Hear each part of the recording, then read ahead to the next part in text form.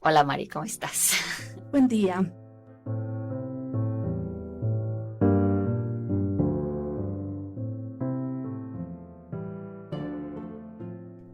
Andrea es la diseñadora que más admiro y tenemos un largo recorrido de trabajo y amistad.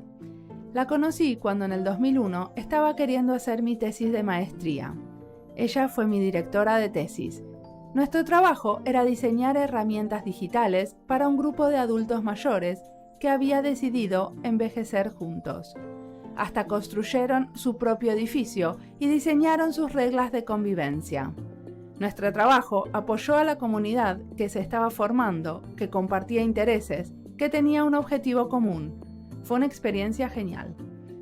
Trabajar desde la universidad como diseñadoras nos permitió justamente preguntarnos cómo apoyar a la comunidad sin tener el objetivo de venderle una solución de diseño.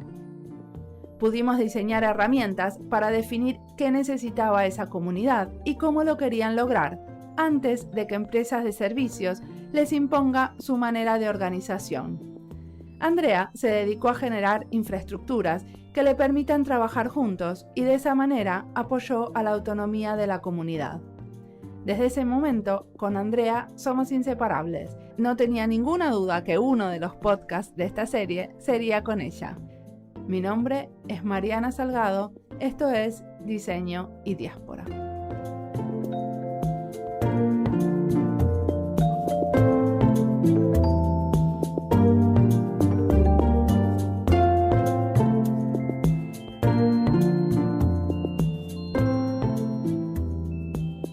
Sos investigadora en diseño y sin embargo ser investigadora en diseño, ¿qué quiere decir, Andrea? Cuando me propusiste esta pregunta, mi primera reacción fue, le voy a decir a Mariana que es que lo que pasa es que en español suena como raro eso de investigadora en diseño. En inglés suena mejor design researcher, porque no lo tienes que calificar. En español tienes las preposiciones, ante, bajo, cabe, con, contra, de, desde, en, entre, hacia, hasta, para, por, según, sin, sobre, tras. Entonces siempre hay que como calificarla. Entonces creo que en español yo preferiría decir que soy investigadora y que soy diseñadora. Yo hago las dos cosas. En este momento trabajo la mayor parte como investigadora. Lo que pasa es que como soy diseñadora, movilizo mucho de mi entrenamiento como diseñadora para realizar mi investigación y me interesan las preguntas de diseño cuando hago la investigación. ¿Qué serían las preguntas de diseño? ¿Cómo lo que estoy aprendiendo con la investigación puede servir para ser una mejor diseñadora, para explicarle a otros cómo podrían diseñar de otra manera, para entender cómo funcionan los procesos de diseño? Sí, y a la vez al revés, ¿no? Cómo el diseño te sirve para crear conocimiento. Sí, también eso. O sea, yo por eso movilizo mi entrenamiento como diseñadora, diseño muchas cosas para poder entender otras. Claro, que de alguna manera lo que diseñas es la hipótesis de trabajo. Estás tratando de hacer un impacto positivo en ¿está bien lo que estoy diciendo? Estás tratando de diseñar algo que genere un impacto y estudiar lo que pasa alrededor de eso. Sí, o sea, en alguna manera un pedacito, o sea, aspectos del diseño son parte de la investigación, pero últimamente me he vuelto un poquito más como cautelosa con eso de decir que uno diseña y está haciendo investigación porque no creo, no creo tanto que eso sea posible, porque yo creo que para uno investigar tiene que ser un poquito más sistemático o sea, yo quisiera poder defender el derecho a tener que diseñar sin tener que estar investigando. Eso se puede hacer y uno debería poder hacerlo. Y hay gente que investiga sin tener que diseñar, ¿cierto? Muy bien.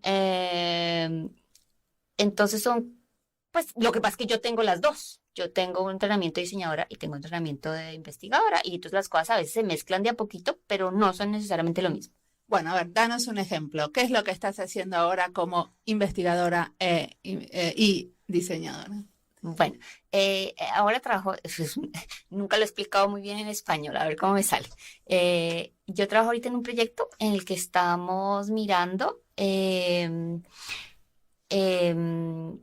infraestructuras digitales, sistemas de información que usan científicos, especialmente científicos que estudian problemas medioambientales, cómo cambian los ecosistemas, por ejemplo, por el cambio climático.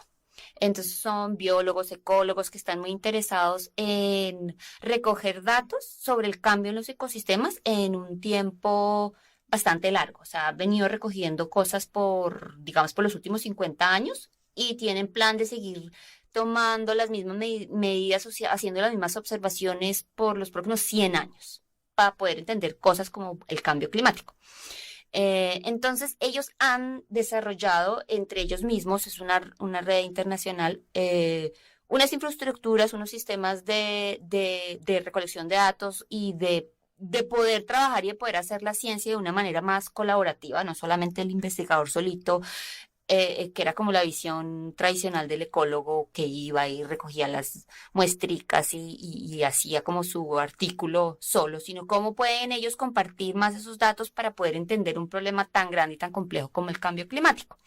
Entonces, una red que viene trabajando 40 años tratando de crear sus propias herramientas y sus propias infraestructuras para poder hacer ecología de una manera diferente. Entonces, han creado, han diseñado ellos como científicos una serie de cosas que son muy interesantes y entonces estamos tratando de entender cómo estas infraestructuras para generar conocimiento nacen, cómo esta gente las ha diseñado y cómo cuando han empezado a usarlas les han cambiado también la manera como ellos hacen las cosas. Entonces, la aproximación del proyecto es muy etnográfica en el sentido que las otras personas que están trabajando tienen, su formación es diferente a la mía. Yo como soy diseñadora, entonces también estoy tratando de meterle un poquito la idea de que hagamos a los científicos un poquito más conscientes de ese proceso de diseño colaborativo que ellos han tenido. Y si haciéndoselos un poco más evidente, porque es algo que ellos hacen, pero de pronto no reconocen como con estos términos, podrían primero explicar lo valioso de su trabajo mejor, por ejemplo, para la gente que les da la plata. Aparte de documentar la práctica de trabajo para el futuro. Y para otros, sí. Porque habría muchas posibilidades de que otras áreas pudiesen aprender de los procesos que ellos han llevado a cabo durante estos años. Entonces, en este sentido, digamos que mi labor es un poquito más de intervención que la que tendrían los otros compañeros del equipo, aunque pues ellos también hacen eso. Pero como mamá soy diseñadora y me gusta mucho dibujar, he hecho muchos diagramitas, modelado, visualización. Mucha visualización, no es solamente como una manera de entendernos, sino de también analizar mucha de la información que estamos tratando. ¿Y a ellos les parece útil este tipo de...? Yo creo que ha funcionado muy chévere. Una de las chicas con la que trabajo, que es oceanógrafa, ella también es muy visual, pero digamos que ella, su manera de hacer los diagramas y las cosas es muy diferente, pero nos hemos entendido muy, muy bien y creo que hemos hecho cositas chéveres. La colaboración nos ha funcionado bien. En este mes vas a ir a moderar un panel en el Congreso de Diseño de la Sociedad de Investigación en Diseño. Contanos quiénes van a estar en el panel y sobre qué tema vas a hablar. Me escribieron hace un tiempo. Han cambiado como la estructura de la conferencia y en vez de tener plenarias, hacen debates. En donde hay un moderador y 2 invitados especiales que debaten o que hacen una controversia sobre un tema en particular. Esta conferencia hace 2 años, la última edición, un grupo de jóvenes diseñadores, la mayor parte de, por ejemplo, como países como Brasil, Pakistán, Nueva Zelanda, creo que una chica de Amman, no recuerdo muy bien, escribieron un paper sobre la necesidad de descolonizar el diseño.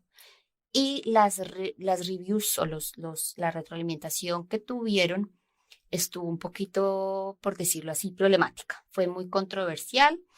Ellos se pusieron muy bravos porque dijeron que era como que los habían tratado como si fueran estúpidos y que los reviews, los que han hecho la revisión, no están tomando en cuenta otra serie de cosas. Decidieron retirar el papel, decidieron de tirar otra cosa y se pusieron bravos con esa conferencia. Entonces esta conferencia decidió que, o algunos de los organizadores de este año decidieron que tenían que hacer algo al respecto, porque la verdad es que la diversidad, la conferencia es muy eurocéntrica. Hay pocos diseñadores de otros lados, ¿no te parece? Bueno, como la mayoría de las conferencias en diseño, es muy difícil, incluso las que intentan ser menos eurocentristas, aún así lo logran bastante mal.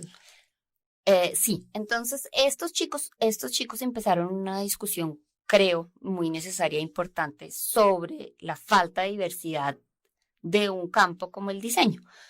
O sea, las voces internacionales que escuchas son siempre como las mismas. Entonces, los organizadores de este año decidieron que pues ese podía ser un tema interesante y empezaron a pensar a quién podrían invitar. No sé exactamente cómo, a través de qué cuento primero llegaron a preguntarle a Arturo Escobar, que es un antropólogo colombiano que tiene un par de libros nuevos que tratan como el tema del diseño desde una perspectiva latinoamericana. Le preguntaron a él que si podía venir a hacer el debate y él, supongo, pues él dijo que sí podía y le preguntaron que quién podría ser la moderadora.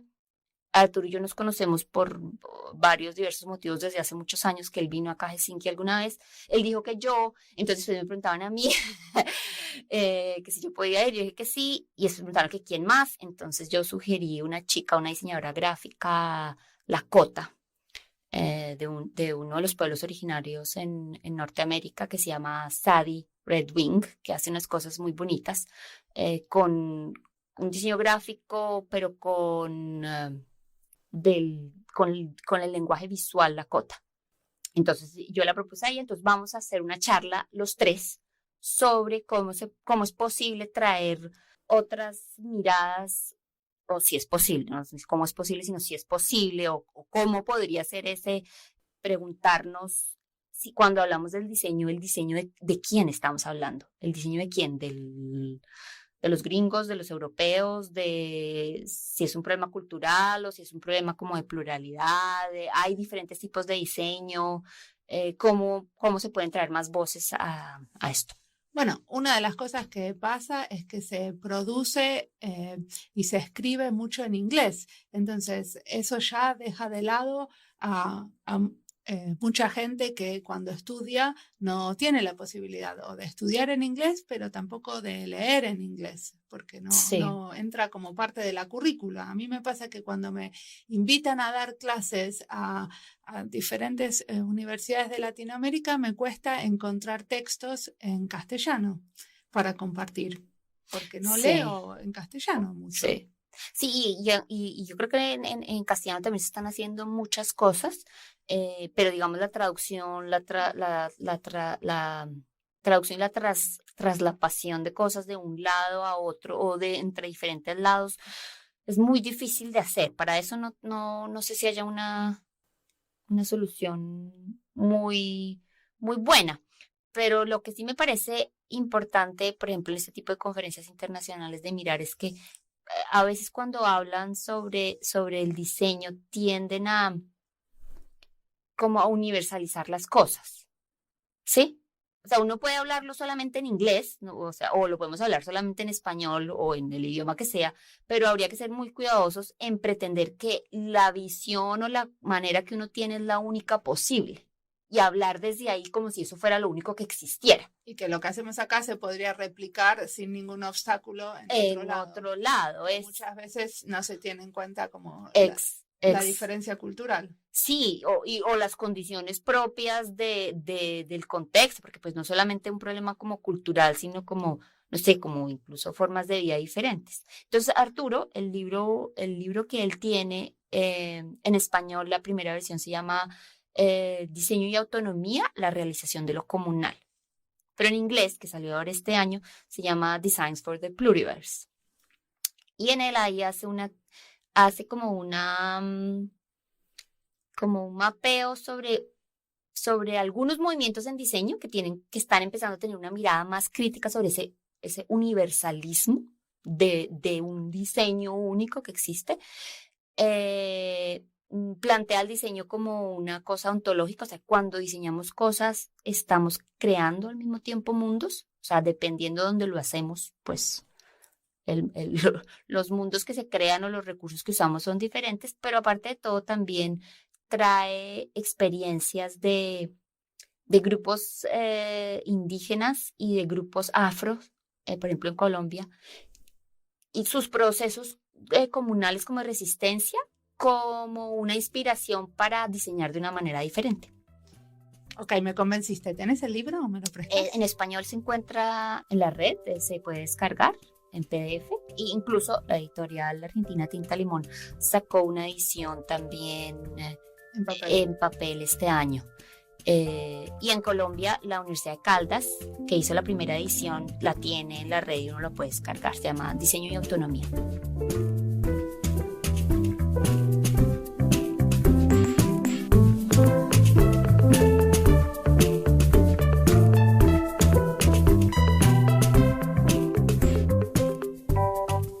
Doctora en diseño. No, muy importante. Leí entre tus escritos que pensás que en el futuro vamos a diseñar con microorganismos. ¿Cuál es la diferencia entre lo que hacen los biólogos? ¿Por qué diseñamos con eso? A ver, cuando escribí eso era como en un contexto muy particular de un escrito que había pedido la decana de la facultad para pensar como el diseño en 20 años. Entonces, mi propuesta era que que teníamos que empezar a pensar en el diseño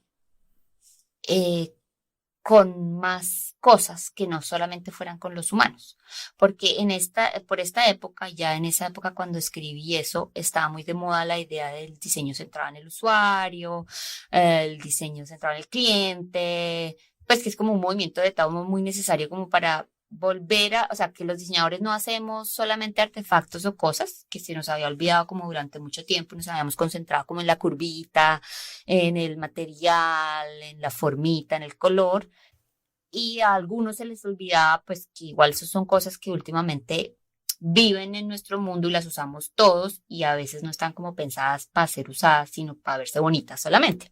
Entonces, el diseño centrado al usuario hace como esa intervención de decir, hey, acuérdense que también esto está hecho como para la gente, hay que pensar en la gente. Pero yo creo que eso se ha vuelto, o sea, nos fuimos ya como para el otro extremo y se nos olvida, pues, que no es solamente diseñar para la gente, sino como diseñar para el mundo. Y el mundo no incluye solamente a personas, sino a los animales, las plantas, las rocas. Pues estamos en el problema del debacle medioambiental, entre otras cosas, un poco por el centrar las cosas demasiado solamente en lo que nos conviene a nosotros como humanos. Sí, pero por ejemplo, yo leí, ¿no tenías un artículo que contaba cómo podíamos diseñar pensando en las abejas? Sí, hay uno que hablamos con Sana sobre como otro de los, pues no sé, clientes, porque estábamos mirando algunas implicaciones de diseño de un grupo de activistas que hace huertas urbanas. Y muchos de ellos toman decisiones sobre las cosas que hacen pensando, por ejemplo, en cómo atraer a las abejas. Porque si no están las abejas, pues no hay polinización y no hay otro poco de cosas. Entonces, pues ahí hay como más gentes, más entes con los que dialogar que solamente los humanos. Entonces, la idea de eso era no, o sea, yo creo que ya hay gente que diseña con microorganismos, los biólogos o los bio, ¿cómo se dice? Hay un pocotón de cosas en las que se están diseñando organismos, o sea, eso ya la gente lo hace, pues los diseñadores industriales o gráficos, pues no lo hacemos, pero sí hay gente que lo hace, pero también en el sentido de las cosas que nosotros hacemos, también habría que como tomarse en serio más no centrar las cosas en una sola problemática, que el problema de diseñar cosas Más amplio. es más amplio. Eso tiene que ver, vos hace muchos años que te enfocás en cómo se diseñan infraestructuras. Sí, es un tema un poquito recurrente en el sentido en que a mí me ha intrigado mucho los problemas de acción colectiva siempre. La acción colectiva es pensando cómo entre todos logramos hacer algo. O sea, Sí, el diseño en comunidad, o cómo el sí. diseño puede de alguna manera apoyar proyectos comunitarios.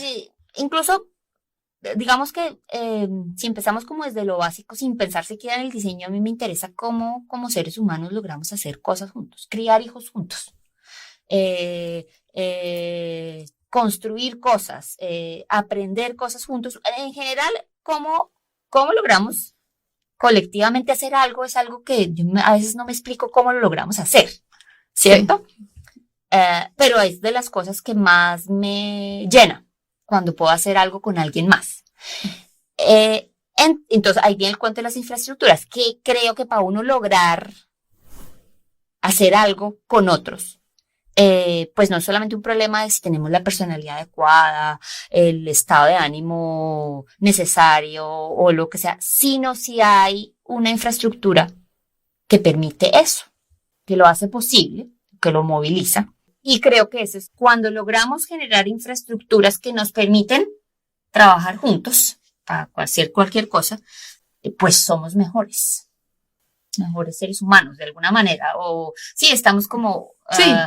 Una infraestructura que, por ejemplo, no sé, yo admiro mucho de la sociedad finlandesa son los Leikkipuisto, que son son los jardines de infantes abiertos donde uno puede ir a pasar tiempo con su bebé o su niño y relacionarse con otras madres. Si eso no estuviera, no estaríamos el tiempo que estamos en licencias de maternidad muy largas, porque eso permite que criemos juntos. Exactamente. Entonces... y entonces no es solamente un problema de causa y relación, porque hay los lequipuistos, podemos hacerlo, o porque lo estamos haciendo, hicimos los lequipuistos, sino que estas dos cosas están así como tan engranadas una con la otra y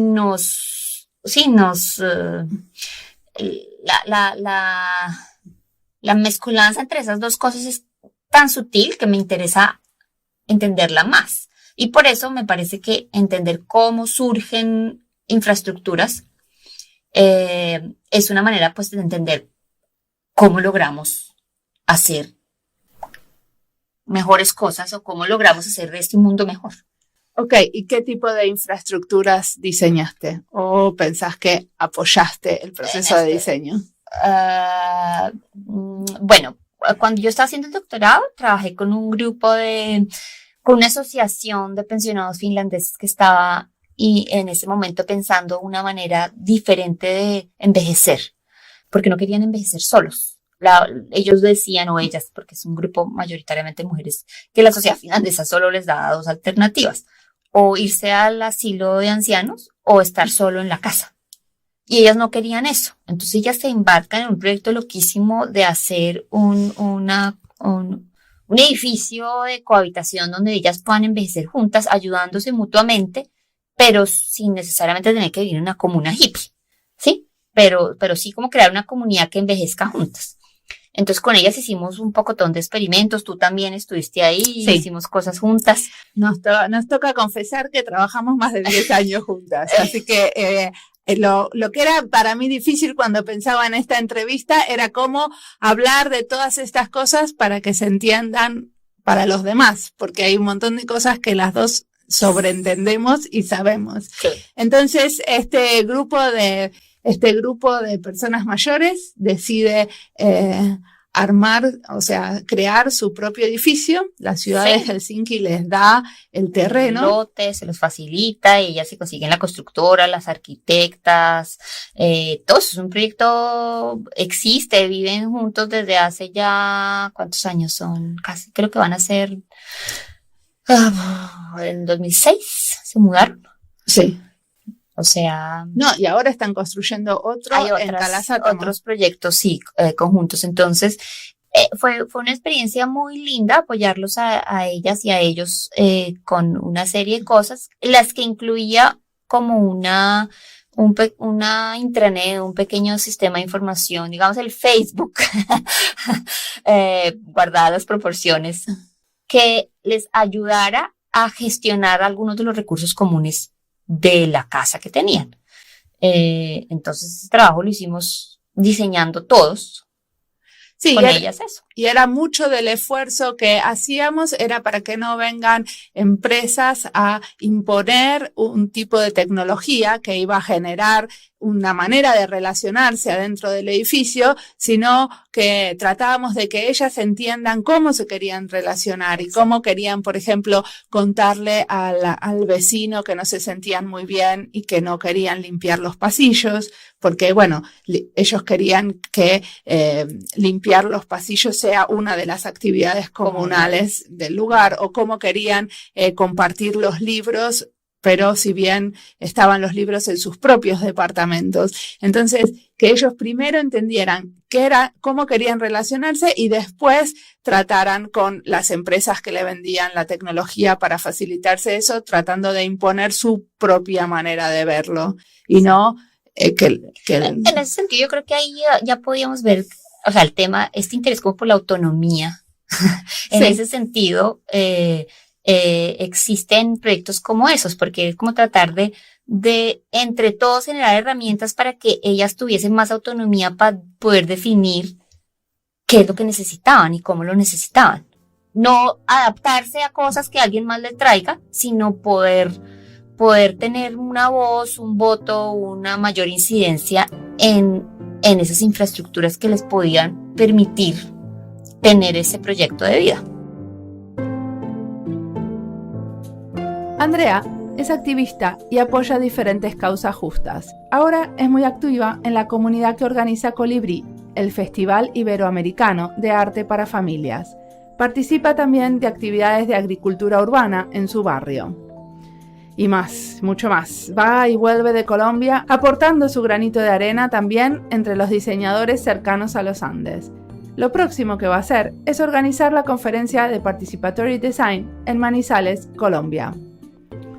Lo interesante de escucharla a Andrea es que tiene una mirada amplia a la hora de diseñar. Creo que ella está siempre un paso adelante con sus ideas y no se deja llevar por las modas del diseño comercial. En esta charla nos cuenta sobre otro tipo de diseño. En la Plaza de Mercados, en Colombia, desarrolló un proyecto con la universidad que tenía como objetivo revivir el espacio del mercado. Quienes forman parte de esos mercados no se ven a sí mismos como parte del proyecto, así que Andrea y su equipo decidieron usar la excusa del rediseño de la señalización no para buscar eficiencia, sino para que la gente se encuentre y se generen nuevos canales de comunicación. Las plazas de mercado son una herencia cultural en Colombia y resultaron un espacio súper interesante para experimentar.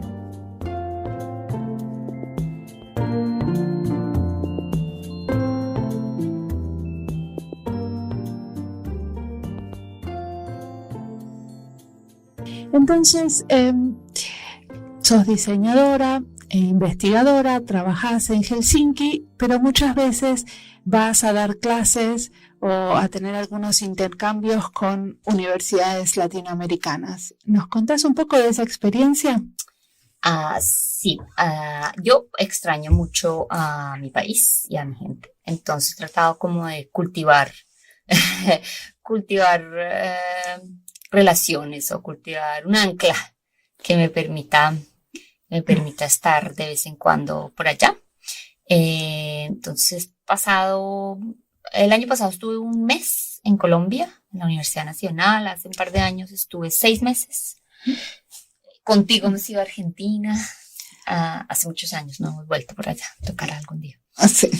Y la última vez, el año pasado, estuve trabajando un mes en la carrera de diseño industrial en la Facultad de Artes en la Universidad Nacional, de donde me gradué también. La universidad está poniéndole mucho énfasis a como procesos ellos le dicen innovación social, pero también como extensión de la universidad. La universidad tiene un contacto muy fuerte como con la comunidad alrededor de la universidad y como con procesos de construcción de país muy grande. Entonces, con los vecinos que viven cerca. Sí, y con otras cosas. Por ejemplo, el proyecto en el que estábamos trabajando tenía que ver con unas plazas de mercado de ciudades, ya no ciudades, sino como pueblos cercanos a Bogotá. Que las plazas de mercado están con una serie de retos porque la gente ya no va tanto a la plaza de mercado a comprar. Pues porque van a los supermercados, pero obviamente pues la plaza de mercado como herencia cultural, como lugar de intercambio de conocimientos, pues sigue siendo muy importante para ciertos sectores de la población. Y aparte es la manera de comprar a proveedores locales, ¿no? Exactamente. Entonces hay como un proyecto como para tratar de revivir y repensar el rol de las plazas de mercado, especialmente en esos sectores, y los chicos llevan trabajando como 3 o 4 años en varias plazas de mercado alrededor, tratando como de aportar a diferentes proyectos o procesos sociales. Estamos tratando de usar como herramientas de diseño participativo, de investigación y acción en eso. Entonces, pues acompañé como parte de ese trabajo. ¿Qué tipo de cosas hacen? ¿Podemos ser un poco más concretos? Por ejemplo, en una de las plazas en Zipaquirá, los chicos llevan trabajando mucho. Bueno, primero, para lograr poner de acuerdo a la comunidad de la plaza, a los vendedores de la plaza que van, pero por diversos problemas habían perdido como la concepción de que son una comunidad se había ido como diluyendo, ¿sí? No se veían como parte del mismo proyecto.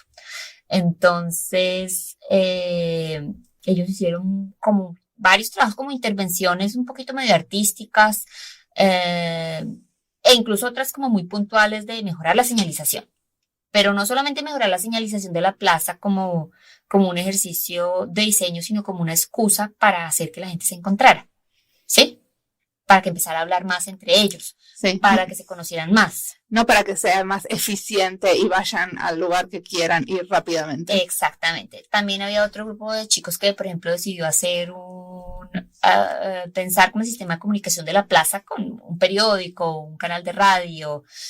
Otros se fueron como para hacer unas cosas como más sofisticadas que finalmente no les funcionaron muy bien, pero sí como crear nuevos canales de comunicación dentro de la plaza. Otro que lograron, por ejemplo, hacer, digamos que en el punto en que yo llegué, los chicos habían logrado convencer al administrador de la plaza que les diera uno de los huecos vacíos, uno de los espacios comerciales que no estaba usándose para nada, que se los dejara usar como un espacio para experimentar cosas en la plaza. Está muy bien. Eso también lo vemos con algunas propuestas de pop-up de acá, claro, usando los espacios vacíos en los shopping centers. Sí, entonces ellos habían como tomado esta idea y tratado de vendérsela al administrador de la plaza y empezaron a hacer cositas chiquitas ahí para invitar a los vendedores de la plaza a visitar la plaza, a intercambiar ideas, a que pensaran la historia de la plaza o el futuro de la plaza. Sí, era como sí, la palabra esta que está muy de moda, como un laboratorio de innovación dentro de la plaza misma para los vendedores y para los campesinos que iban a vender sus productos a la plaza. Pero ustedes también en la universidad estaban trabajando con mercados clandestinos, ¿no? Esta fue hace un par de años también en los Andes. Porque Sí. nosotros en Argentina tenemos en Buenos Aires La Salada, que es el mercado que funciona en el área de Quilmes, donde los vendedores se juntan a la noche tarde, desde las 2 de la mañana hasta las 7 de la mañana, que es el momento que es una movida muy grande, y muchos investigadores en ciencias sociales estuvieron analizando lo que pasa ahí. Lo que yo no vi es intervenciones de diseño, En La pero Salada. ustedes sí tuvieron en los mercados clandestinos intervenciones. Sí, en Colombia les dicen los mercados informales, porque esos son mercados donde venden mucha cosa de contrabando, no necesariamente, pero también como sí, son vendedores informales que no están organizados, que no pagan impuestos, básicamente. El mercado que estuvimos trabajando es un mercado en Bogotá, en el centro, con muchas características similares al de La Salada, pero diferente, parece es mucho más textil. La industria textil colombiana no se ha acabado porque existe este mercado. Toda la moda popular colombiana, el blue jean levantacola, ¿Qué es el blue jean de banda cola? ¿Me explicas? una innovación colombiana, pues un blue jean que tiene un push-up para que se te vea la cola más parada. Pues esto no lo hace la maquila china, porque en China la estética de la levantada de la cola no ha llegado, pero Latinoamérica, esa parece ser una preocupación muy grande, pues que digo, me río, pero también es a la vez también es un poco triste, ¿no? Pero por los problemas de género y de percepción del cuerpo femenino que eso tiene, pero aún así, digamos, es una innovación de ese mercado, es un diseño de ese mercado, un diseño muy popular que responde a unas cosas muy peculiares de ese contexto. Y entonces en ese mercado también hicimos varias intervenciones con elementos de como diseño colaborativo para pensar si el mercado podía pensarse más como algo común. Sí, eso fue ya hace como Como 3 un años. bien común. Sí, o qué bienes comunes ellos tenían que pudieran cuidar mejor. ¿Y cuál fue el resultado de Por eso? ejemplo, hay una serie de propuestas muy interesantes para pensar, por ejemplo, en los patrones de determinadas piezas de ropa que se replican mucho en el madrugón. Si ellos, en vez de estar haciendo eso como una labor, cada cual por su lado, hicieran Un archivo conjunto. un archivo conjunto de patrones. Otra, pues hay unas redes de cuidado, entre ellos se cuidaban los niños, las señoras que trabajan se cuidaban los niños al rato, se cocinaban, se daban tinto. Tinto es café. Café, perdón, sí, colombiano. Entonces, de ahí también salieron unas ideas de, por ejemplo, cómo podrían organizar esas redes de cuidado de una manera que les funcionara para ellos, para el tipo de comercio que tenían. Otras ideas sobre, por ejemplo, la Secretaría de Economía de Colombia, de la ciudad quiere volverlos a todos empresarios. Entonces les da cursos sobre cómo hacer su empresa. Y nosotros propusimos otros cursos que de pronto a la gente le podría interesar no necesariamente hacer empresas, sino hacer otras cosas. De esos ejemplos así, otros, no recuerdo todos, pero son algunos.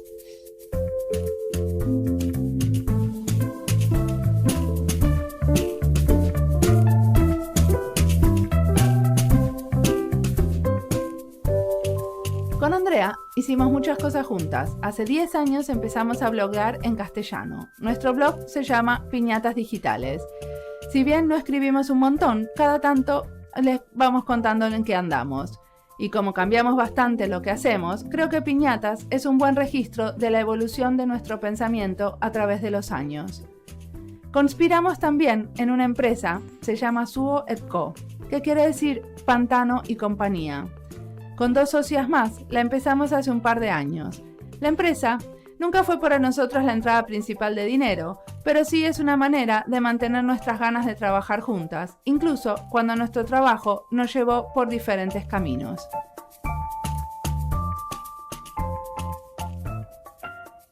La música de este podcast es de Fest, de A Alto, y la edición es de Andrés Fechtenholz. Gracias, Andy. Y está publicado con licencias de Creative Commons con Attribution. Mi nombre es Mariana Salgado, esto es Diseño y Diáspora. Nos escuchamos en la próxima charla. Chao.